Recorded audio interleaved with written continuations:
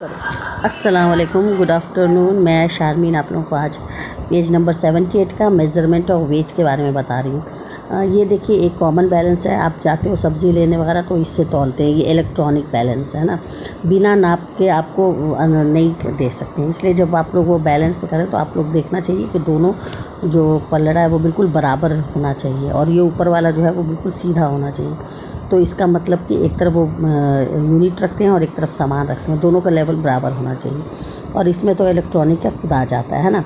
तो बिना 1 किलो लेने जाते हो 2 किलो या 1 लीटर या जो भी, तो वो बिल्कुल बगैर मापे आपको नहीं देते हैं। तो इसे हम लोग कहते हैं measurement of weight. Have you seen a vegetable vendor weighing vegetables? आपने अक्सर देखा होगा, कभी भी आप सब्ज़ी वगैरह ख़रीदने जाते हो, फल वगैरह, फ्रूट्स वगैरह, तो वो आपको कॉमन बैलेंस, जिसको हम लोग तराजू बोलते हैं, उसे तौलते हैं। Most shopkeepers at sweet shops use आजकल लेकिन जनरली अच्छे जो शॉप्स में इलेक्ट्रॉनिक बैलेंस वगैरह हो गया है, वो उस पर रखते हैं। अगर ज़्यादा हो गया तो कम करते हैं, कम है तो उसमें ज़्यादा डालते हैं। कोई भी मिठाई ख़रीदने जाते हो वहाँ तो commonly use units for weighing it. और कोई भी चीज़ ख़रीदने के लिए जो स्टैंडर्ड यूनिट्स होते हैं उसे हम लोग ग्राम बोलते हैं या किलोग्राम बोलते हैं। बहुत छोटी चीज़ जो होती है उसको हम लोग ग्राम में नापते हैं और जो बड़ी हैवी होती है उसको हम लोग किलोग्राम में। Light objects are measured in grams. हल्की चीज़ों को हम लोग ग्राम्स में, जिसको हम लोग जी से डिनोट करते हैं, और हैवी भारी चीज़ों को हम लोग किलोग्राम में। The common balance and weights and the electronic balance are the instruments. और ये सब दोनों इंस्ट्रूमेंट्स होता है जिससे कि हम लोगों को कोई भी चीज़ नापते हैं। कौन कौन सा इंस्ट्रूमेंट? एक कॉमन बैलेंस और एक electronic balance. Look at the figure. The weight of the cricket ball is, यहाँ पर एक क्रिकेट बॉल है, इसका वेट दिया हुआ है 18.8।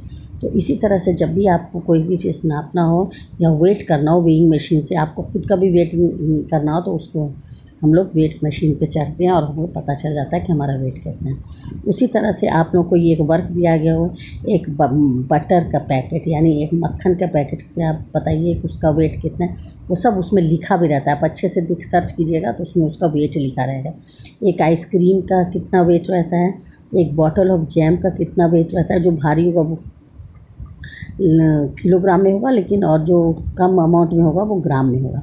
एक बॉटल ऑफ केचप ये कितने का है? 250 ग्राम का है, 250 ग्राम्स का है, 50 ग्राम्स का है, 10 ग्राम्स का है। कम होगा तो 10 होगा और ज़्यादा होगा तो किलोग्राम में होगा। Measurement of capacity.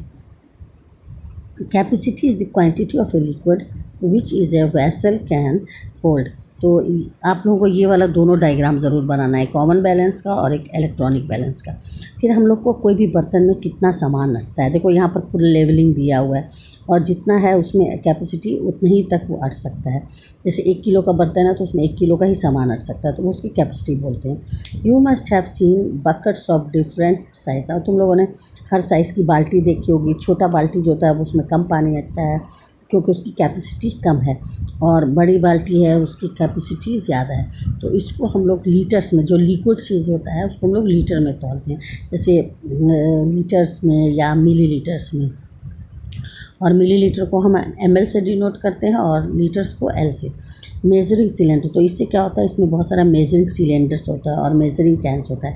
जैसे दूध वाला आता है तो वो नपना लिया रहता है, तो उसमें वो अंदाज़ा रहता है 2.5 किलोग्राम का नपना होता है ये सब।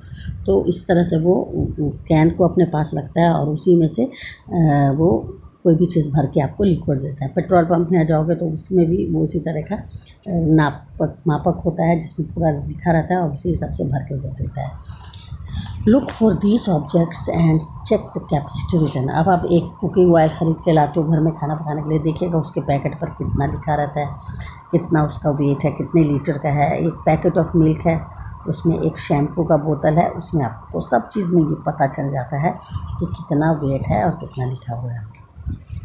उसी तरह से मेज़रमेंट ऑफ टाइम, तो यानी आपने पढ़ लिया कि मेज़रमेंट ऑफ वेट को किलोग्राम और ग्राम्स में डिनोट करते हैं।